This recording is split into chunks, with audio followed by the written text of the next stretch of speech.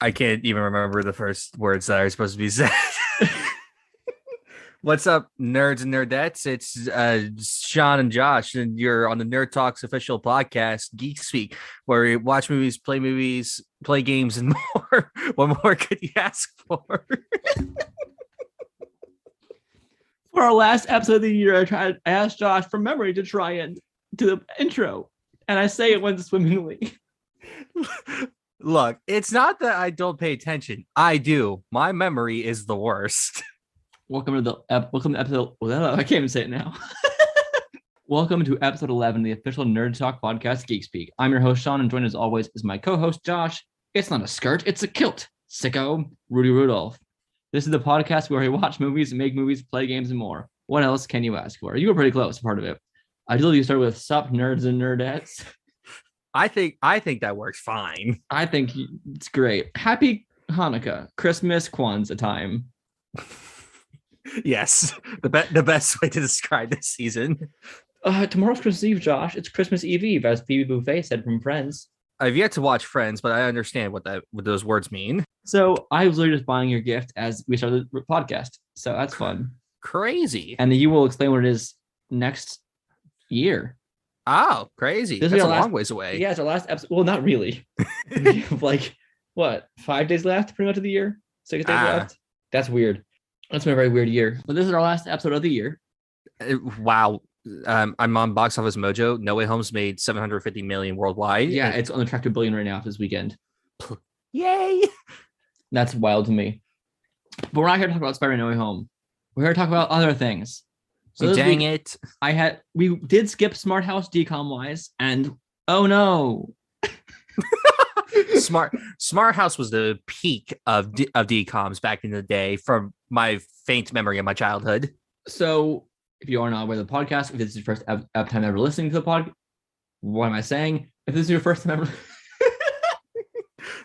I say we release this completely unedited. I'm considering it.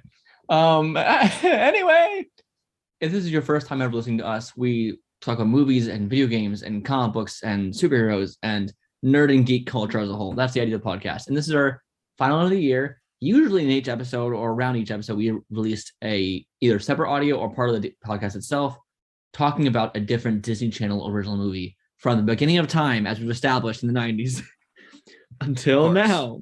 And we're going through them mostly in order. That order's been changed slightly now because we did Halloween Town 2 for Halloween, which was already a month late. And it's fine. And then accidentally skipped Smart House, went to Johnny Tsunami. So then the first one of next year will be Johnny Tsunami, which is Smart House. Yeah. Yes, but you get what I'm saying, and that's how it works. And it's a way to analyze how Disney's media catered towards solely children and how it changed over a large sample size with a small period of time. But no decom today, because I want to focus on our big jolly bracket, which we'll get into very shortly. And that's what I called it to Josh last night, and I think the name stuck. It's a perfect name. And Josh doesn't know what's on it yet. I haven't told him about it at all yet. I just know I gotta say what Christmas movies are better than what. That's all I know. That's pretty much it. But I include soft movies, hard movies. Huh? Okay. I will elaborate soon, Josh. Okay. It's not just jolly. It's a big jolly bracket. It's a big bracket. We'll get to it soon.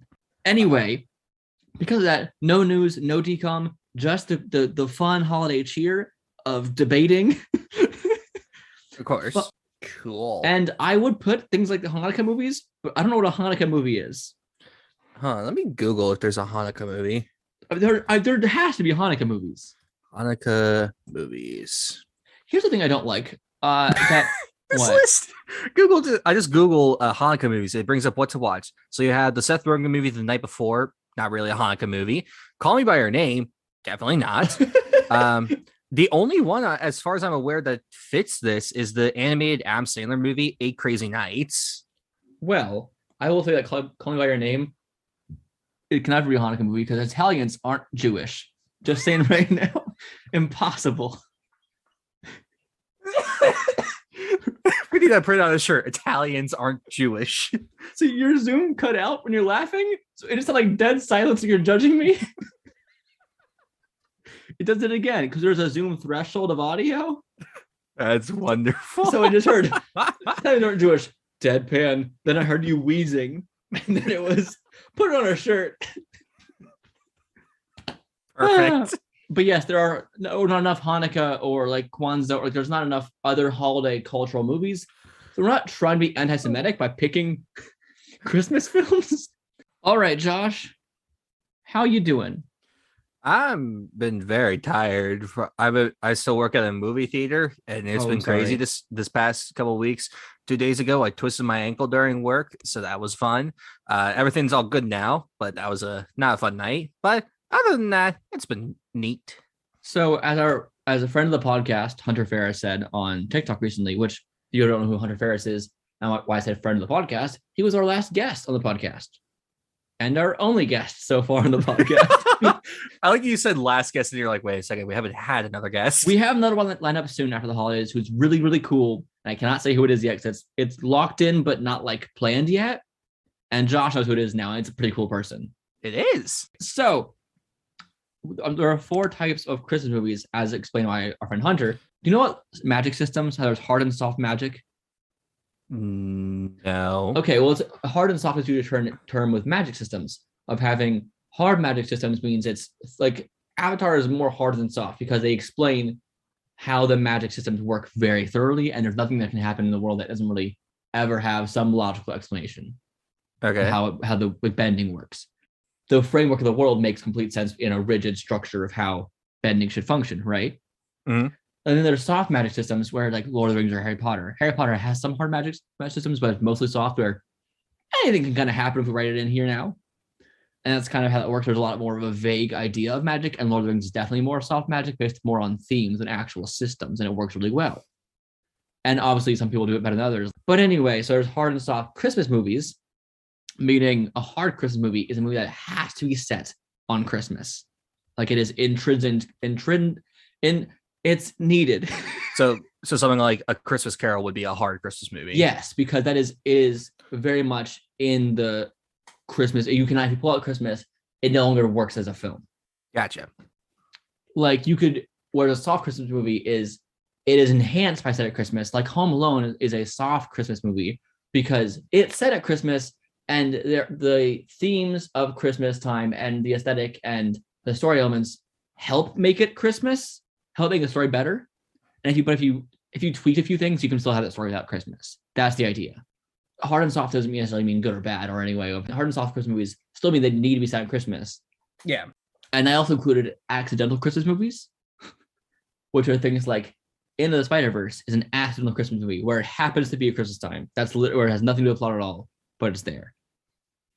And lastly, there's the mythic ones where it dives into the lore of things like Santa Claus or that are the magic of Christmas. Gotcha. And all those are on this list. So what this list is... I'm curious to see how many of these you've seen. This list here is movies that we've both seen.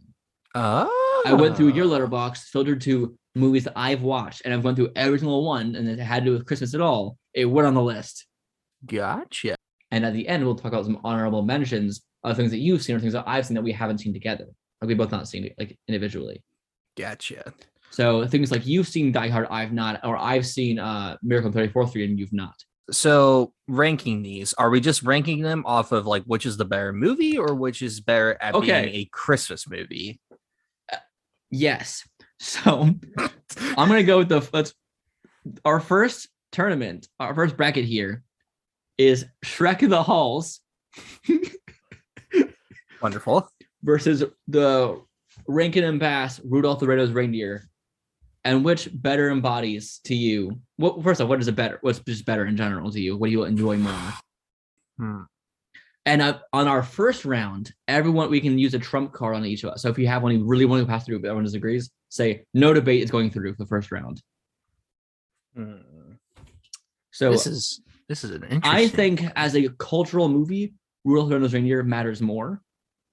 So I think it gets points above that over Shrek the Halls. Most people do not know that movie exists, that short film. I'd say Shrek the Hall is the better made one, though. But Rudolph does have a leg up on the cultural significance. Everyone watches. Like it's a very much of a yearly tradition for many people.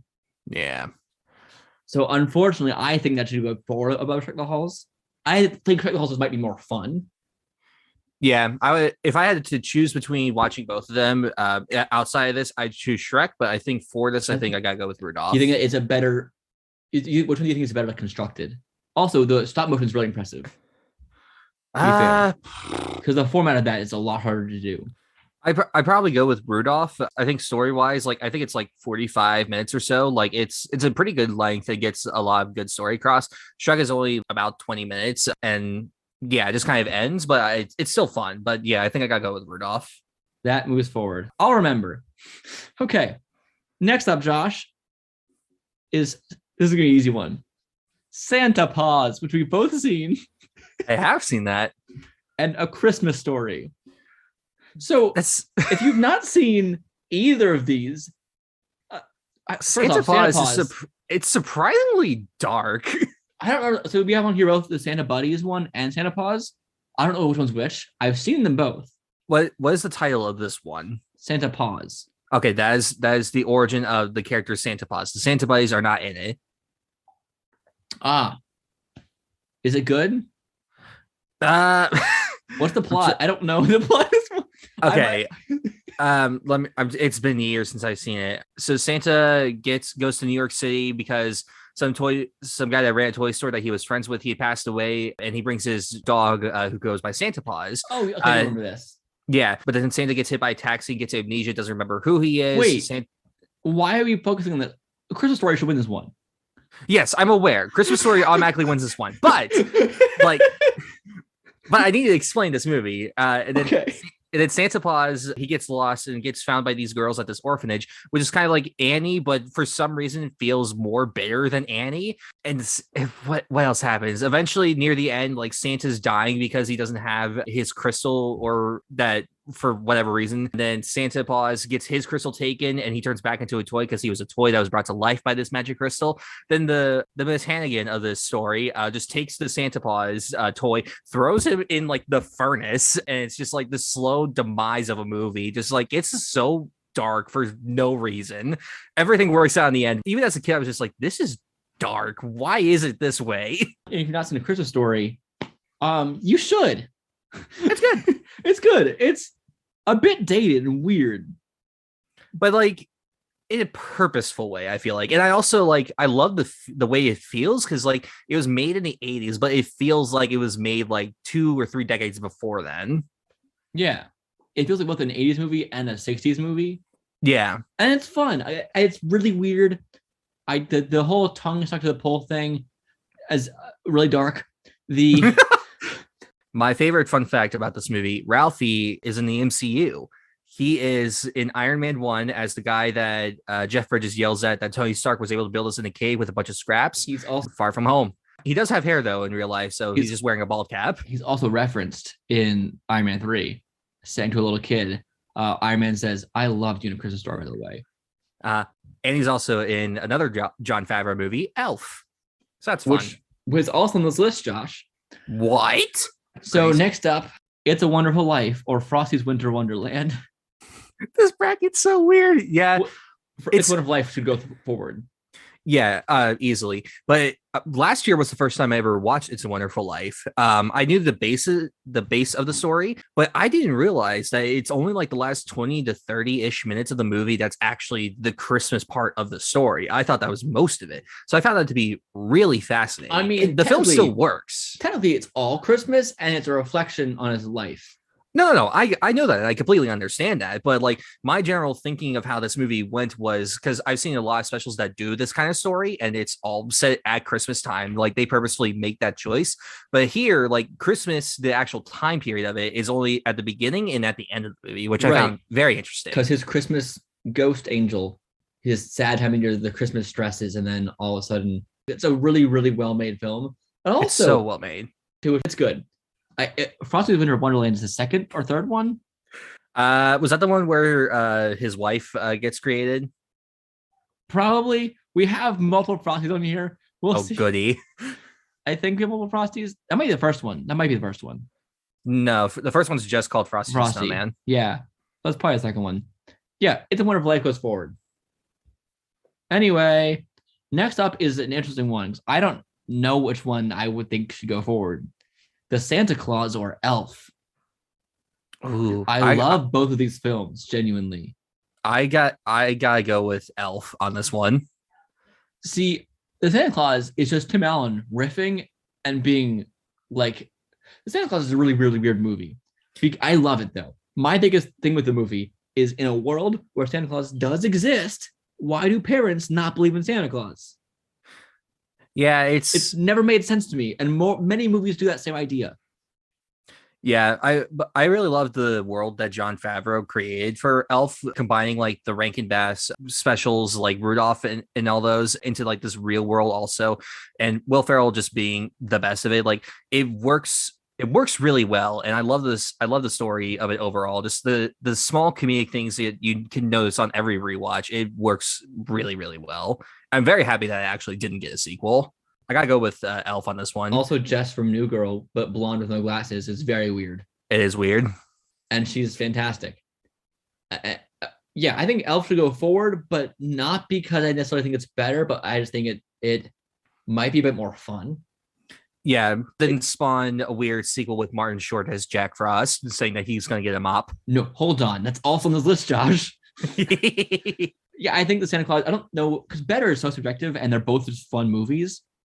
It doesn't really matter which one's better, but for the purposes of this, I think that Elf has an edge up because it embodies the family-friendly funness of Christmas more. Yeah. Okay. Now we're on to a bracket where things get more complicated. Goody. Next up, Josh. This is very funny to me. This one will come down probably to which one do you enjoy more. Rudolph the Red-Nosed Reindeer or Iron Man 3?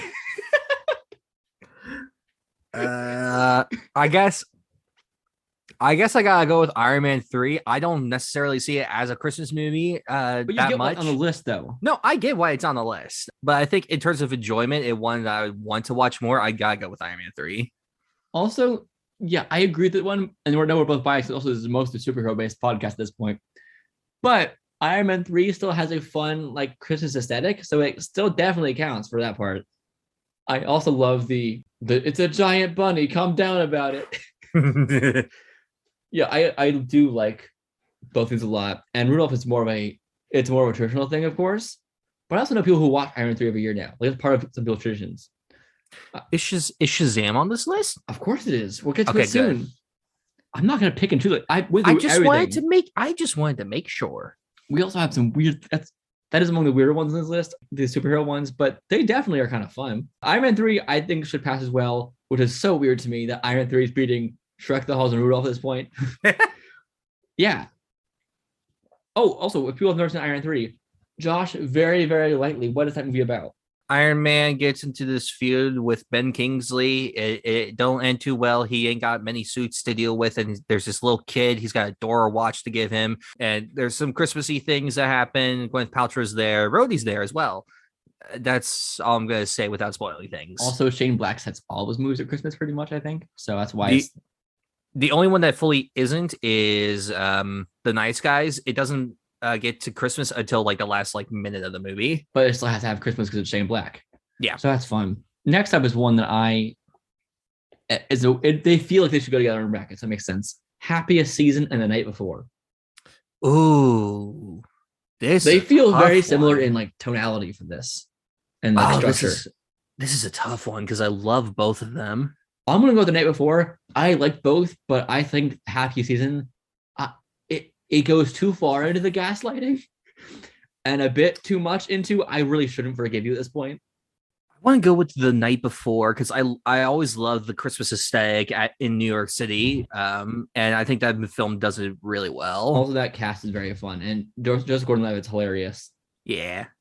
So that one just moves on forward. Sorry, Happy Season, you're good, and Kristen Stewart, you're great, and freaking Firestorm in it, you're great.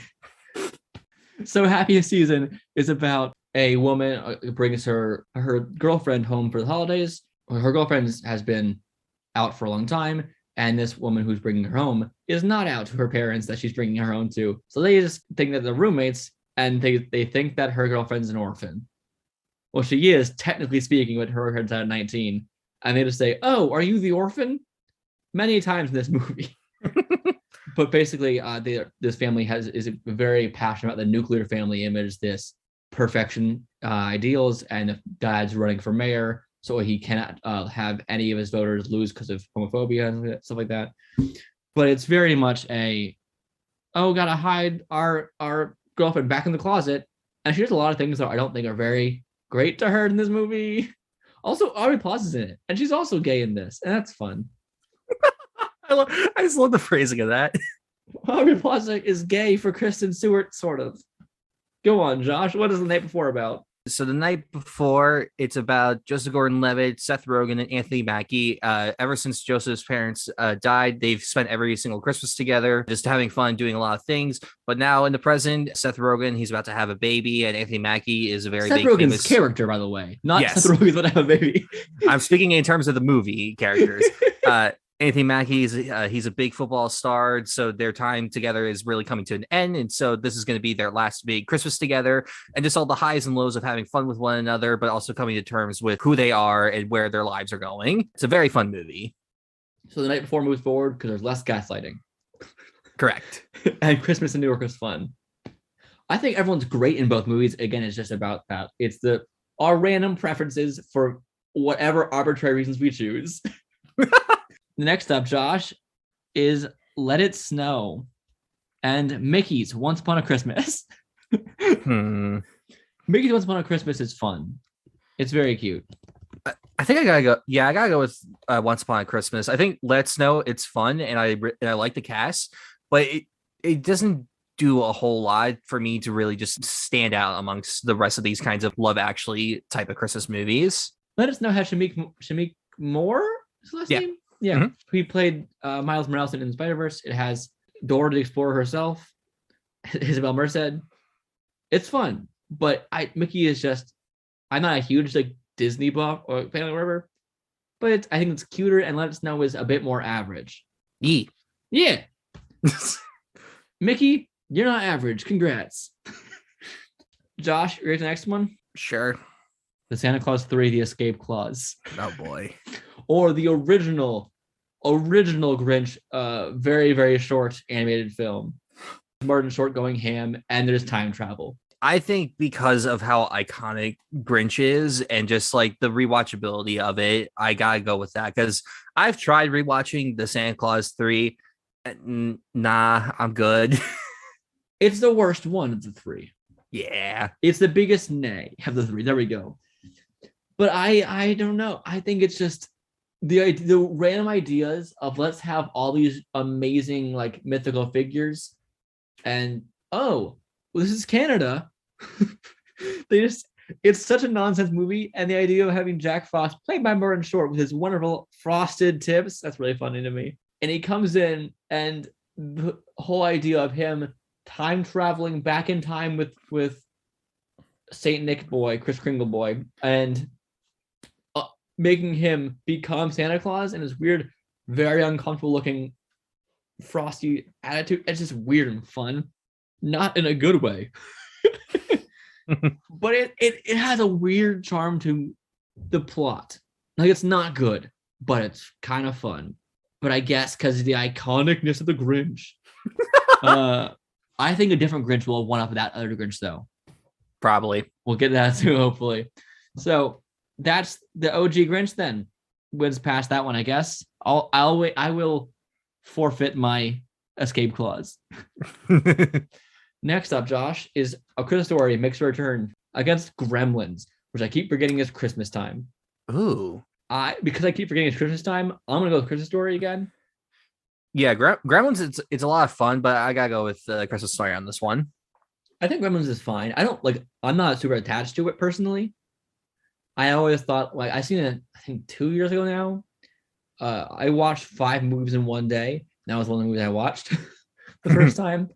And I thought, this movie is interesting, but it also has some nonsense rules.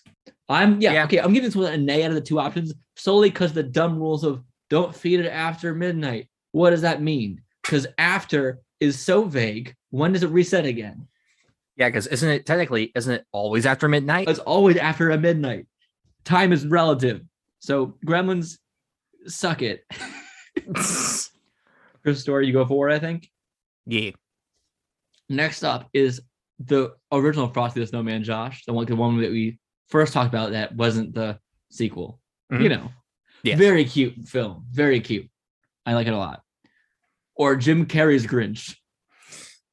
Gotta go with my boy Jim Carrey on this one. I literally put it in your nickname today. It's not a skirt, it's a kilt. It's a skirt, it's a kilt. Sicko.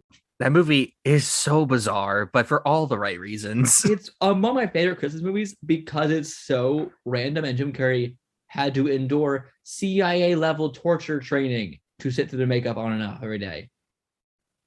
God, but his performance is amazing. He can still do the face even without makeup on, which is insane. It's a good movie. And I know some people don't like it. They prefer the original animated one or the new animated one, which I do not prefer at all. And this one, it captures the same spirit of the book, but also like actually adding things to it, like in a positive way and not just dragging the story out. It feels like we could actually have a bit of a character study on why this guy is as grumpy as he is. I also think he was born like just evil and hating Christmas. This movie. Like he came in, he also is, I think, very horny in this movie. Yes, a lot of people are in this movie. It's very weird. The gun that shoots Christmas lights onto the roof and stuff. It's a very fun movie. If you've not seen, and that one's a classic. Go watch it for Christmas. Also happy Christmas, people. Merry Hanukkah. Perfect way of phrasing it. And here comes the Grinch again, Josh, the 2018 Grinch. Oh, goody. Or the Charlie Brown Christmas. That one's obvious to me. Charlie Brown Christmas. It's not only iconic. It still works so well to this day. Yeah, I think it's fantastic. Even if you don't get behind the whole true meaning of Christmas idea and like the Jesus thing, it's still really cute and really fun. And I'd also think the 2018 Grinch is painfully average. It's so average. I paid money to see that in theaters, and I don't know why. I don't normally insult a movie on this podcast. I also edit out most of the time that Josh does. Look at he just targeted me like I'm the only one. You actually say bad at our movie more than often I do. Yeah, that's true. We try to keep things neutral or subjective and positive. In general, that's the whole thing about spreading. We had a person on the top podcast called Wholesome Film Talk, Josh. It's kind of a vibe a lot of times. But this movie isn't bad. It's not good. It's just whatever. It's there. It's there. So a Charlie Brown Christmas by default wins anyway. Also, neither of us have had to use a trump card in this first round, so we're about to lose those trump cards in a minute. Oh boy. It's a Wonderful Life or Home Alone 2, Lost in New York. Look, I grew up with Home Alone 2. It's not as good as the first by any measure, but it's so much fun. But I gotta go with It's a Wonderful Life. Yeah. It is the Christmas movie to most people, I think. Yeah. That's why it's hard to argue with that. I don't know if it's going to win overall, but it should definitely beat out these first two rounds, I think, by just being what it is. Yeah. So It's a Wonderful Life goes through, I think, for me as well. I'll still watch Home Alone 2 every year, but yeah. Home Alone 2 also, Macaulay Culkin stops acting in it. So all of his lines read like a serial killer. If you're interested, back my freshman year in college, I made a Home Alone 2 horror trailer. So go check that out on my YouTube channel, Josh Rudolph. Yeah, that's fun. But you like Home Alone, Josh. Oh, I love it. So speaking of Home Alone.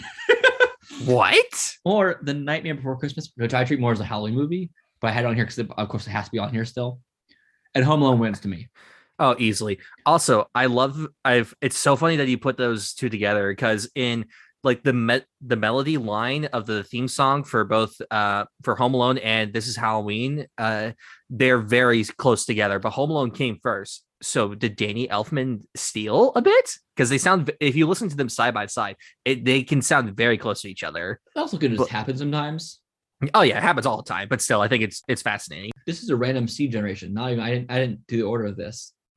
So that's funny. But Home Alone it's so good. It works so well. Like this is Halloween.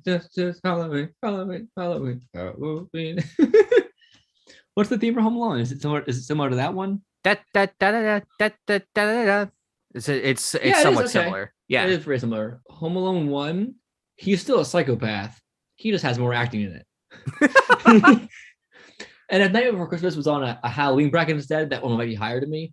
Yeah. Because the aesthetic, well, it's Christmas like plot wise. It's still also it's cultural appropriation. That's what the movie's about. It's very much Halloween aesthetic and more than this Christmas aesthetic. The aesthetic of these movies often helps support the Christmas feel. If we're comparing the first two Home Alone movies, in the first film, him attacking them makes more sense because they're trying to break into his house. Second one, he directly lures them to a murder house. Yeah, it's a lot more psychopathic. Still fun. Absolutely insane. Josh, you know Shazam. I do. Shazam is a movie, and we have a sequel come out soon, which we talked about Black Adam in the last podcast. We did. So Shazam 1 with Zachary Levi and Asher Angel. They're actors. Correct. And this movie is going up against The Chronicles of Narnia, The Lion, the Witch, and the Wardrobe. I gotta Santa go with... Claus is in that movie. Yeah, but Shazam has the Christmas vibe throughout the whole thing. Narnia doesn't have it till like the last quarter of the movie, from my memory. I never got a true Christmas vibe from that movie, if I'm being honest. True. It feel very wintry though. It had a winter vibe for most of the movie. But I will say that also Shazam, if you're not comparing Christmas stuff still, I still prefer watching Shazam. Yes. So that alone, they're both fun and good, but I think Shazam wins. Prep and Landing. Ooh. Versus Fred Claus. I gotta go Prep and Landing on this one. I don't know about this one. I have Fred Claus on my shelf. I love the inventiveness of Prep and Landing, like the whole idea of these elves like go house to house to prepare for Santa to get there. Just it's only like 20 minutes and it's very compact, but it works really well and it still holds up and it's still so funny. I'm going to use my trump card on you, Josh. I think that this movie not only is more fun, but Paul Giamatti. But Kevin Spacey. I retract my statement. Good. Prep and Landing goes forward on account of Kevin Spacey. I love the dead silence after I said Kevin Spacey. But Paul Giamatti is Santa Claus. They have a fight with Santa Claus in a mall. I'm not saying Fred Claus isn't a fun time, but Kevin Spacey. You erased my trump card with a higher power. Okay. So I guess Prep and Landing goes forward. Okay. Next up, Santa Buddies or a Good Luck Charlie Christmas special. Oh, Good Luck Charlie. For some reason, my mind thought that was Charlie Brown. Yeah, Good Luck Charlie. Yeah. I would agree because they also have a really awesome like LARP paintball battle. Oh, yeah. And I wanted to join that. The only downside is if you get shot immediately, you just lay there for like 8 hours. Yeah. But it's so authentic. That's a fun movie. Santa Buddies is boring. Fight me. Yeah. It has Christopher Lloyd, but he does nothing. It's our taste, people. Come on. Anyway.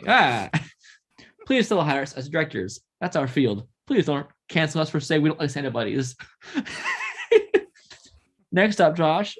Elf versus the one where Tim Allen battles his robot self. The Santa Claus 2. I think I've seen Santa Claus 2 all the way through like one time in my life, so I gotta go with Elf. Okay. I will raise you the idea of Tim Allen trying to seduce a woman with magic. And it works.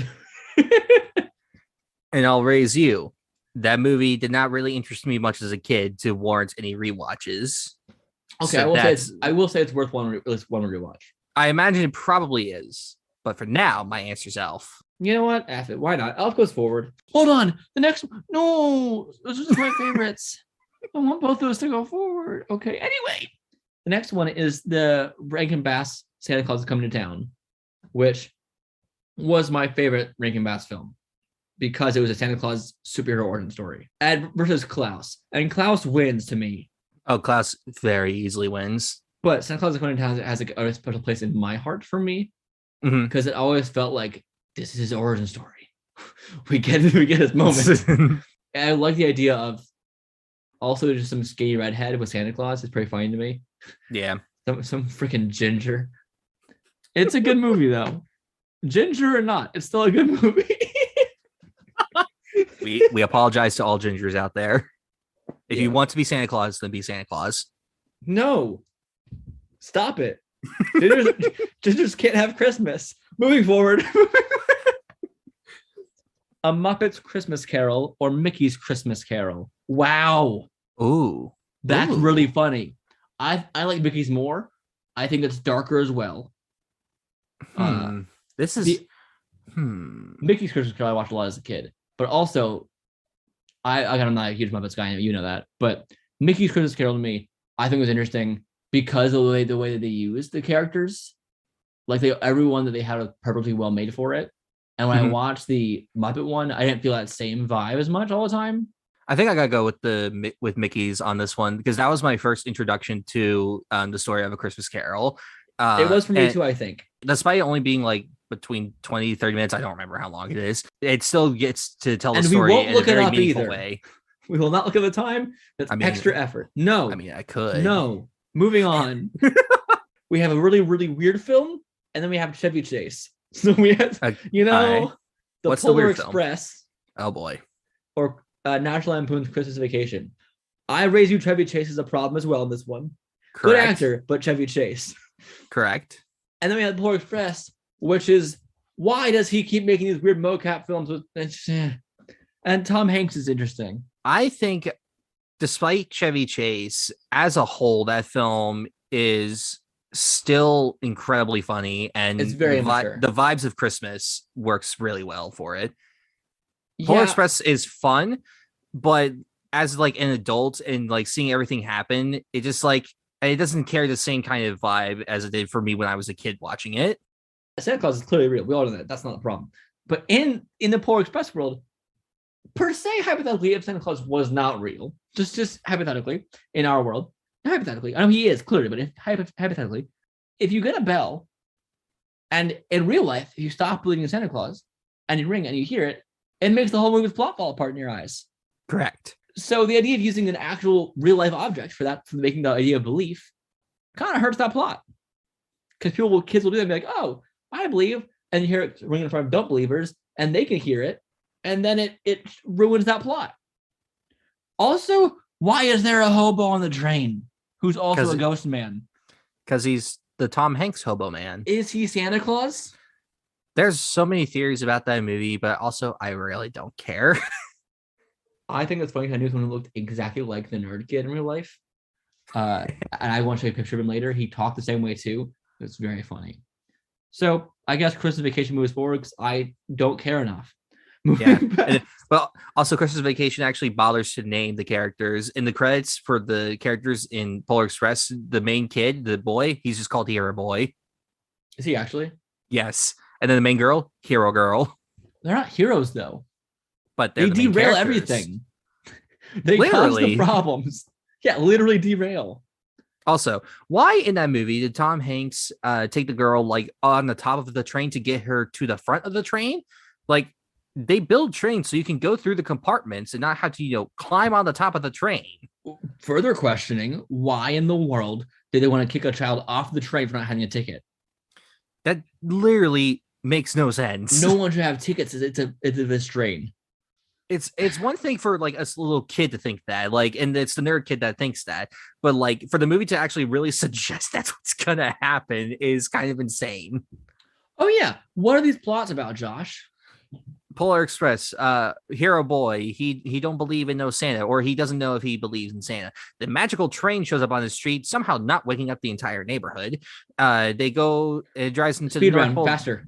He goes North Pole, Santa's there, bells, he hears ringing, there's a girl, there's nerdy boy, there's weird creepy elves. It looks all terrifying, but it also has some fun Christmas vibes. Vacation, go. The Griswolds, they're having Christmas, lights on houses, things, shenanigans. Randy Quaid's there, he's got a metal plate in his head. It's all crazy fun times. And then Klaus, what's that about? Postman goes to town where there's two families, they both hate each other and they're fighting all the time. He meets the woodsman played by J.K. Simmons, who's also going to turn out to be Santa Claus. Then they start a whole spoiler. They started together this whole thing of him making letters so he can make money to get home, and then Klaus makes also toys. Jason Schwartzman from Scott Pilgrim. Correct. J.K. Simmons, he makes toys for the children, brings the whole families together and everything. Peace comes from everything. Next up, we are finally on round 2 of this whole bracket now. Oh boy. Iron Man 3 versus The Night Before. I gotta go with The Night Before on this. But which one's more fun to watch? I gotta go if we're speaking purely Christmas movies, then I gotta go with Night Before. Okay. Sure. I would rather watch Iron Man 3 any day. And I personally get the Christmas vibe still from that equally. I don't see, whenever I watch it, my body and brain doesn't think I'm watching a Christmas movie. I always do. So that's interesting. But I guess I'll go The Night Before because it is more explicitly Christmas. And if you want to say which one's a better Christmas movie, but not a better movie that happens to be a Christmas movie, Night Before will win that. But also, our rules change constantly. It's an arbitrary game. So, Correct. Night Before moves forward. Cool. Next up was Mickey's Once Upon a Christmas, or was it the OG Grinch that one? Yeah, or OG Grinch. Ooh. This is tough. I guess OG Grinch to me, because of iconicness more than Mickey's Once Upon a Christmas. It is a direct reading of the book. So yeah, that's pretty good, I guess. Yeah, and the animation style holds up really well. And Burles and whatever the guy's name is that narrates and voices Grinch, he's fantastic. Boris Karloff, that's the name. Yeah, Josh, I agree. That was between. So we say OG Grinch goes past Mickey's Once Upon a Christmas. Yes, for being a book translation anyway, it's good. Next is A Christmas Story, or the Jim Carrey Grinch. Oh, be biased here. Grinch. I think, I think we just both have to this point. It's solely Carrey's performance. I think 2 years ago, you and me and my girlfriend and our friends watched it all together. Very fun. Very fun. I love this movie, and it is nonsense. Most Christmas films are nonsense, but it's fun nonsense. Yeah, that one wasn't hard. A Christmas Story is still great. You'll shoot your eye out. It's a good movie. But this is a matter of, at this point, just preference, and that's okay. And we might do this every year and make the bracket jollier and bigger. Not bigger, bigger. We'll see what happens. Good. How planned was this? Vaguely. Next up is a Charlie Brown Christmas or Home Alone. This one's tricky because it also comes to the cultural thing. Home Alone did make the most money out of any Christmas movie ever in the box office, or total money now at this point. So as I get older and I learn more about film and like find better appreciation in other films of their filming, I gotta go with Home Alone. Are you willing to change your mind because of the cultural impact of the Charlie Brown one? It's tough. Because while both are good, I think most adults know the other one even more. Or when they think of Christmas, they go to the Charlie Brown one first. Because I know a lot of people don't even think of Home Alone as a Christmas movie, genuinely. Like, it's less of a debate than a lot of movies, like Die Hard, for instance. But it's still like, because it's not about the whole time about Christmas. It's about like. But you also don't ever see anyone watching Home Alone outside of Christmas time. Yes, I do. What do you mean? You do? Yeah. Who? I know people watch it all year. Like, that's a year-round movie for people. Like, it doesn't matter what time of year. Fascinating. Yeah. Fascinating. I'm not like, I don't care enough, but I'm trying to think of which one actually should pass past this. I think that was one should maybe go to the Charlie Brown. That's why. Yeah, I'm thinking. I'm debating. We need a third person here because a debate with two people does not work very well, especially when one person keeps saying, "I don't really care anyway." Fine. I'll go for how much that hurt you to say. A lot. And also, it is a weird thing for people to say that Home Alone's not a Christmas movie when every film takes place at Christmas besides the third one. Well, it is a Christmas movie, but it's a matter of like It's still more soft than hard. That's all it is. And that part isn't really that's just how the system works. If you can tweak the story to be a different holiday, to be a different idea with that. But I will say that it's great, and I want to watch it soon. Have you watched it yet this year? I've been in the process of watching it. It's just I've been working so much. I haven't, and I've been rewatching The Matrix. It's been a lot. Yeah. Also, Matrix Resurrections. Go see that. I saw you liked it. It's good. It's a Wonderful Life, Josh. Or yeah, Shazam. It's Wonderful Life. Yeah. Shazam is great and I love it, but yeah, you can't fight against It's a Wonderful Life. It's hard to fight this one. This might come on top by accident. The chain it has is just a straighter line. It's more to see who can put up the best fight against it. And so far, it was up to Frosty or Shazam or Home Alone 2. So all those so far beat my It's a Wonderful Life. Yeah. Okay. Next up is Prep and Landing or Good Luck Charlie Christmas. I think Prep and Landing. Prep and Landing. Cool. Like I still watch Good Luck Charlie Christmas every year because my family loves that movie. Oh, that's fun. Usually, but yeah, it's got to be Prep and I've seen Landing. it once.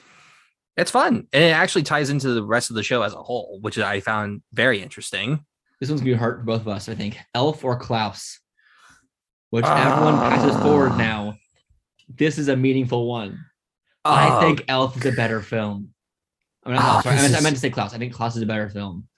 Oh, this is so tough. Elf, I think, is more fun to watch, but Klaus, I think, captures Christmas a bit more with the whole idea, but the spirit of it.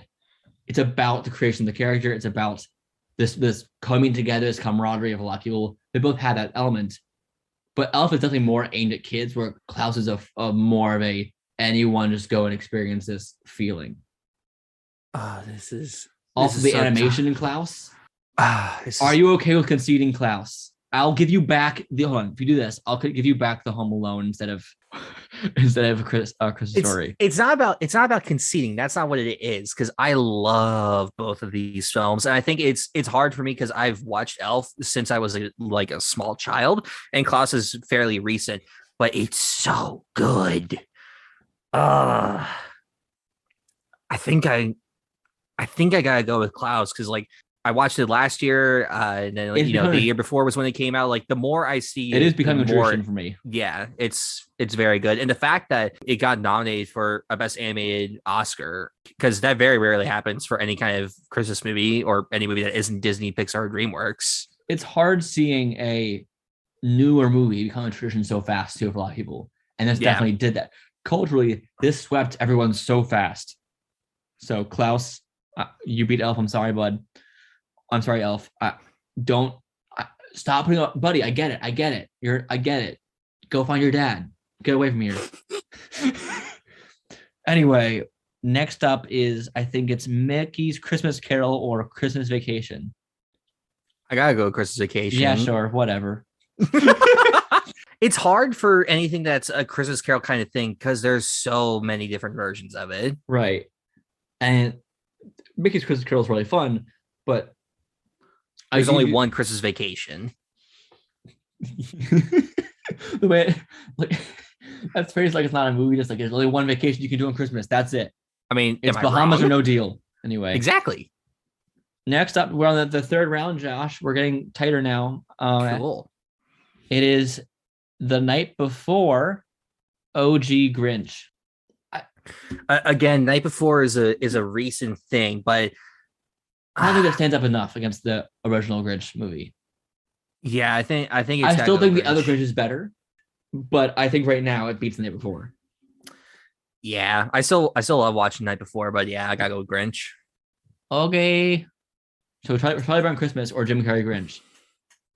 Oh, I think Jim Carrey still wins this one. This is tough because you got one that we love watching, but again, the cultural significance of Charlie Brown. So that's has one either of them made it too far now? That's the question. Have either of them surpassed who needs to be knocked down a peg? Should we be biased or should we go with culture? I don't know. We're very inconsistent with it. Well, it's a matter of how much is the culture. I think Jim Carrey's Grinch- I think over the years I've been watching Jim Carrey's Grinch more than I have been Charlie Brown. I agree. I also think that the Jim Carrey one still has the cultural element to it.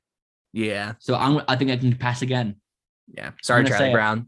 You're gone now. Do do do do do do do do do do do do. Yep, that's fascinating. Next up is It's a Wonderful Life. Oh no. Uh-oh. Or oh God. Good Luck Charlie Christmas. Which one to pick? Could be a jerk saying go the wrong one. No, it's a Wonderful Life. I think I have to go back for it again. Yeah. Now it's Klaus or Christmas Vacation. It's Klaus. As much as I love watching Christmas Vacation every year, yeah, I gotta go with Klaus. This is now a very interesting ranking for our last movies. You know what we got? We have the original Grinch versus the Jim Carrey Grinch right now for this first bracket.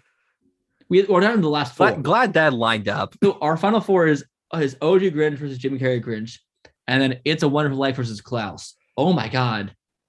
Oh, those last two. Okay, so let's get the Grinches out of the way. That one's easy. Jim Carrey. Jim Carrey. Yeah. Anyway. This is a tough one because you've got the ultimate Christmas movie, but you also have a new one that's so well made also.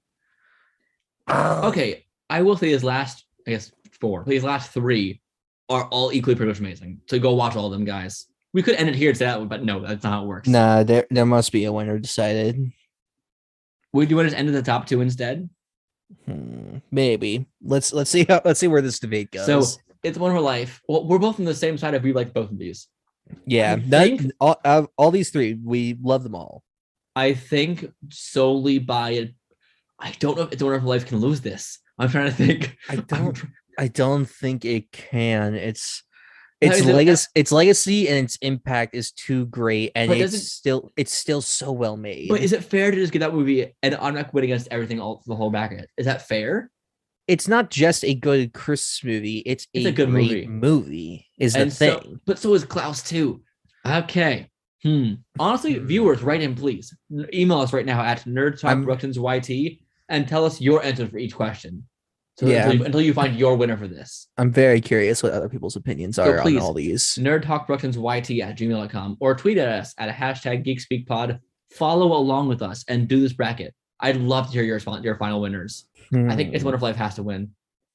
I think so too. It's such a tough thing. But does it beat Jim Carrey Grinch still? I think Jim Carrey beats It's a Wonderful Life. Do we do it? Do we? Am I the drama? We can do it just to piss people off. You know what? Yeah, let's do it, Josh. Just like our arbitrary yays or nays, this will be arbitrary because Jim Carrey's sicko line. That's why. Only that. That's why. Sicko.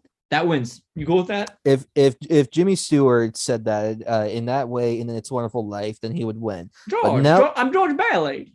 I'm George Bailey. This is how we talk into the 40s. I'm drunk George Bailey now.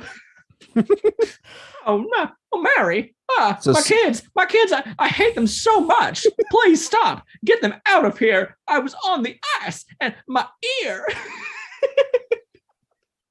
So only just for Jim Carrey's sicko line, and just to piss people off, where you are giving it to Jim Carrey's Grinch as the ultimate Christmas movie. And this could change next year when we both watch more movies. That is true. Who knows? Yeah, that's the bracket, Josh. Crazy. Wow, that was fun. Was that a big jolly bracket for you? That was, in fact, a big jolly bracket. Wait, we still haven't done the honorable mentions. Oh, you're right. Movies. I have seen Miracle on 34th Street. It's quite good. The original, I don't remake that much. I've seen both. Josh, what's one that you've seen that you like? Besides Die Hard, I guess. Or I guess Die Hard. Didn't you say you had my movies listed out? Earlier. Let me look at my shelf of movies here. Office Christmas Party with Jason Bateman, Jennifer Aniston. That one's fun. Never seen it. Last Christmas with Emilia Clarke. That one's fun. I've seen The Night Before Christmas with a K, like Knight. Oh, Don't watch it. that movie with Vanessa Hudgens. It's I'm- fine. Don't see I- it. Look, I'm not a fan of Hallmarky Christmas type movies. If you are, that's fine. You do you. I have however, seen am one not. good Hallmark Christmas movie. One, and that's A Dog Named Christmas. Here's an interesting question. Wait, hold on, Josh. Do you remember in Max Cable's Big Move, The Bully? Yes. Noel Fisher. He is in A Dog Named Christmas as the lead, and he is phenomenal. He plays someone who's very clearly on the spectrum and had a lot of struggles, and he gets it all, and it's all about like this, literally a dog named the dog Christmas, and it's very sweet. So that is actually a good Hallmark Christmas movie you guys can watch. Cool. Yeah. Okay. So my question: would you consider Little Women a kind of Christmas movie? Because it's over a long period of time, I don't know. I also didn't count Harry Potter's on here. That's true. Harry Potter. I didn't count them fully because it takes place over many months. Like if it takes place over seasons, then I didn't count it. I'm trying. Spider-Verse is an accidental Christmas movie, which I did not include in here. That's true. That's fine. A Christmas Chronicles. That one's I've only seen the first one. That one's actually really fun. If you want to see Kurt Russell as Santa with this amazing beard, go watch it. I didn't realize you had seen it, so it would have been on the list. So interesting. It is good. Love Actually, that's a good one. It's the first of those big holiday themed cast movies, but because it's the first one, it was actually good. What if the next kissing booth at Christmas, Josh? How about we stop? But anyway, happy holidays, everyone. It's been a lot recently. But I will say our first episode next year will, of course, have Smart House because naturally, of course, it has to. Of course. But it will also be the first half of the next episode will be about a recap of this year, a review of 2021. And then the second half of the episode will be about what are we most looking forward to in that year. So our most anticipated films and comic books and games and stuff like that. Anyway, I think for a wonderful year, or at least half a year probably is more accurate for podcasting together. And if you are at all inclined, please email us over this few weeks. We will definitely read all the emails. We will see any tweets you all send us. We've not gotten it yet. And I know we have listeners. We've seen the analytics, so we know people listen to this podcast. But email in. It'd be fun. And we'll talk about your comments, questions, concerns. If you just want to call Josh dickhead or me a dickhead, that can happen. It's fine. I thought you were just gonna leave it at just calling me one and not you. I mean, that's fine too. It's part of the podcast questions you can send in. Anyway, where can people find you, Josh? Instagram J_Rudy16, Twitter J_Rudy28, YouTube at Josh Rudolph, and Letterboxd at Nerd4Film28. And you can find me in my house. Please don't actually do it. You can find me on Twitter at The Theater Nerd, on TikTok at That Nerd in Theater, or I also run the NerdTalk Productions pages. So the YouTube, the Twitter, which is at NerdTalk_prod, which again, tweet at us using hashtag GeekSpeakPod. Tell us your bracket results. If you want, I also will post the bracket we had on Twitter, so you all can go through it as well, and find out your results. And lastly, you can find me on the email, nerdtalkproductions@yt@gmail.com. Thank you all for listening to us this past 5 months, something like that. It's been wonderful, and we love having you. It's been fun. Happy holidays. Stay safe, stay warm, enjoy some cocoa, enjoy some company of friends and family. If you can safely, get your boosters, get your vaccines, be safe. Yes. Also, watch movies, play games, more. Bye. Bye.